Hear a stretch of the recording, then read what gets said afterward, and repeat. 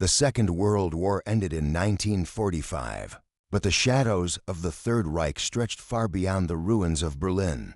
Whispers of a final redoubt, a last battalion, began to circulate. These were not tales of holdouts in the Alps, but of a secret migration to the most remote place on Earth, Antarctica. This frozen continent, a place of mystery and extreme isolation, became the setting for one of history's most persistent and elaborate conspiracy theories. This narrative, far from fading, has only intensified, weaving together historical events, rumor, and speculative fiction.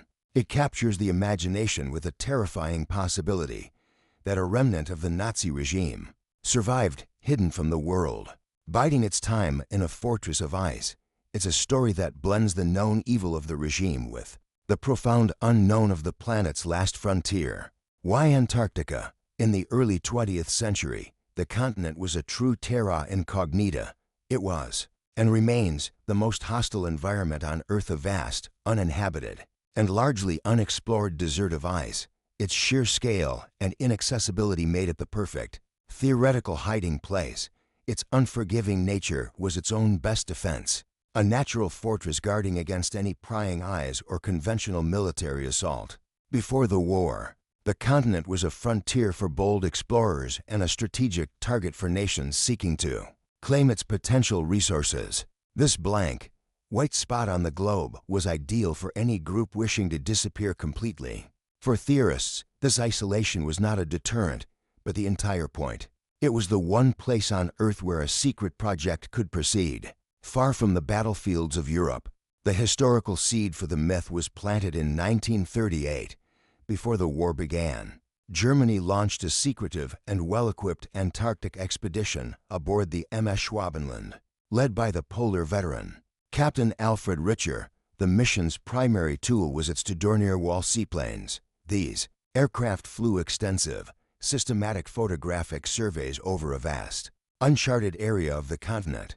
This was not a casual mapping trip. The planes covered hundreds of thousands of square kilometers, meticulously documenting the landscape below. This act of intense surveying, conducted with military precision, is pointed to by theorists as the crucial first step. They argue it was not for science or whaling, but a preparatory mission to find the perfect, hidden location for a future base. The territory mapped by Richer's expedition was promptly claimed for the Third Reich. It was given a name, Neuschwabenland, or New Swabia, to mark this claim. The expedition's planes dropped thousands of small, metal swastika flags onto the ice sheet below. This symbolic act of territorial acquisition is a documented historical fact, a provocative gesture on the eve of global war.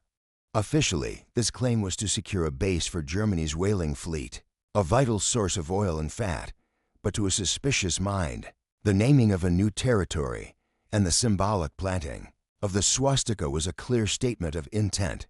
This, they argue, was the foundation, the designated piece of Reich territory that would soon become its final refuge.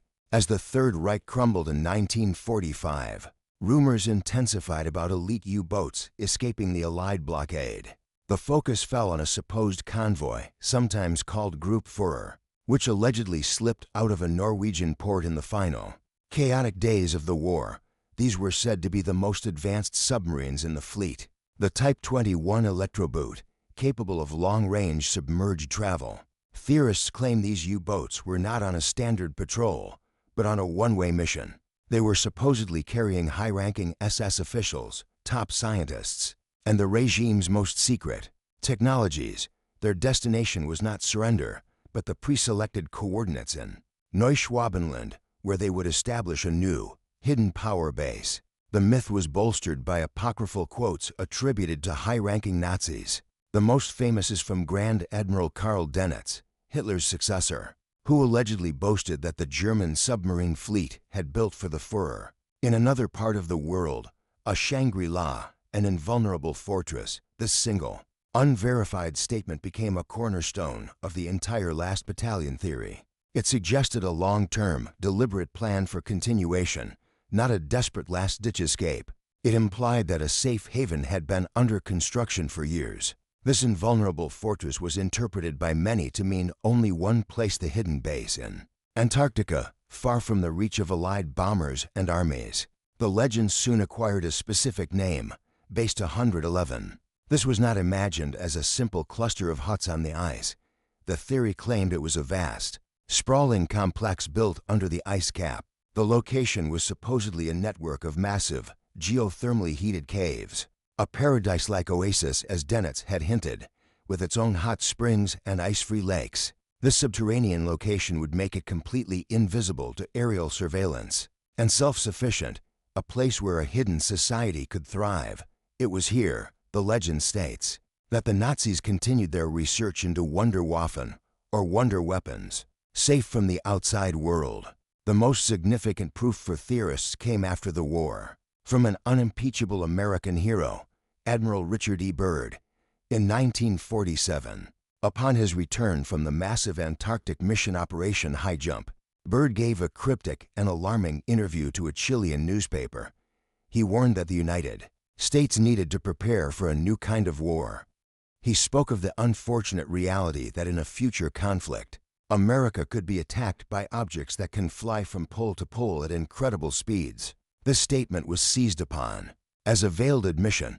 Had Byrd found the Nazi base? Had his forces encountered these objects? To theorists, this was a clear warning from the man who had seen the enemy firsthand. Byrd's warning carried such weight because of the mission he had just led. Operation High Jump, launched in 1946, was the largest naval expedition to Antarctica in history. It was a full-scale military task force, including 13 ships, an aircraft carrier, the USS Philippine Sea, submarines, and over 4,700 men. The official story was that this was a scientific and training expedition, designed to test men and equipment in extreme cold weather conditions. But the sheer size and military composition of the fleet struck many as bizarre. Why send a carrier battle group on a scientific trip? Theorists insist the mission's true classified objective was to find and destroy the Nazi base. Operation High Jump was planned to last for 6 to 8 months instead. The fleet was abruptly recalled after only 8 weeks in late February 1947. The official reason given was the early and unexpected onset of the harsh Antarctic winter, which endangered men and equipment. This sudden retreat, however, looked suspicious. Theorists claim the mission was a catastrophic failure. They point to unconfirmed reports of lost aircraft, mysterious casualties, and a battle with unknown forces. They argue Byrd's fleet was routed by superior technology, the very flying objects he later warned about and forced into a humiliating retreat. This superior technology is the most fantastic part of the myth. The Third Reich was known to be working on advanced Wunderwaffen, or wonder weapons, late in the war. These included the V-2 rocket, the first jet fighters, and more esoteric projects. The theory posits that their most radical research was not captured by the Allies. Instead, the plans, prototypes, and top scientists were evacuated to Base 111. There, safe from Allied bombing, they allegedly perfected their most incredible secret weapons. This includes claims of advanced energy weapons, particle beams, and most famously, anti-gravity flying discs.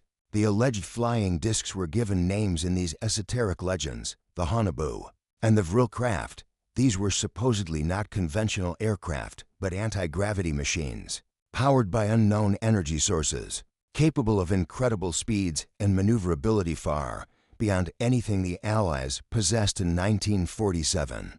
Proponents claim these were the objects that attacked Operation High Jump. This narrative conveniently links the Nazi secret base directly to the modern UFO phenomenon, which exploded into public consciousness in 1947.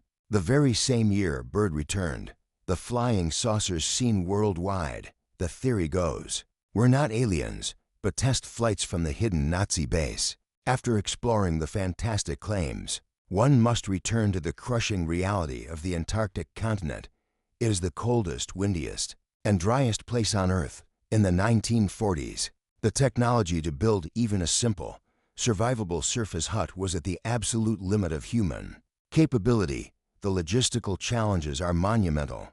The idea of constructing a vast, self-sustaining underground city, complete with geothermal power and advanced research labs, using only the parts and supplies that could be ferried by a handful of U-boats. Strains all engineering and logistical credibility.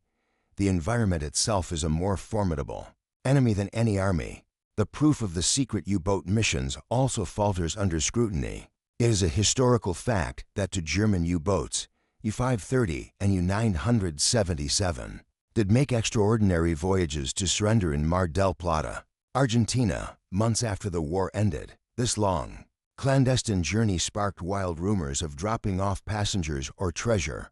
However, Allied investigations of both boats and their crews found no high-ranking Nazis, no gold, no secret plans, and no evidence of a stop in Antarctica.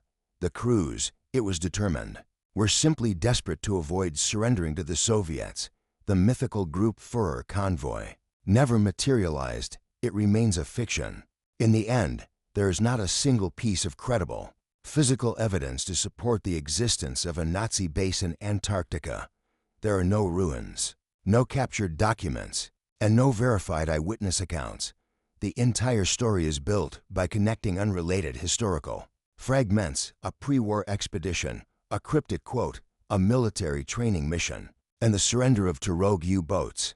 So why does the myth endure? It combines the known, documented evil of the Nazis with the vast, terrifying unknown of Antarctica. It taps into our fascination with secret weapons, lost technologies, and the birth of the UFO age. It is a modern legend where history and fantasy collide in the ice, creating a story that is simply too compelling for many to let go. What, then, is the ultimate fear? It is not just that a base existed, but that the mission succeeded. What if the goal was never to return to the surface, but to simply survive, evolve, and continue their work in total secrecy? What if, deep beneath a mile of ice, a hidden society born from that dark ideology, now generations removed from the original war and powered by technologies we cannot imagine, still exists? What if they are not hiding, but simply waiting? This is the most terrifying endpoint of the myth, a silent, patient, and advanced power lurking at the bottom of the world. But alas, this chilling vision of a subterranean empire, like the tales of hollow earth gateways and alien alliances that often accompany it, is just another conspiracy. It is a modern ghost story, a dark reflection of our own fears, with no anchor in the cold, hard reality of the ice. If you enjoyed this video, leave a like and subscribe for more intriguing stories about our history.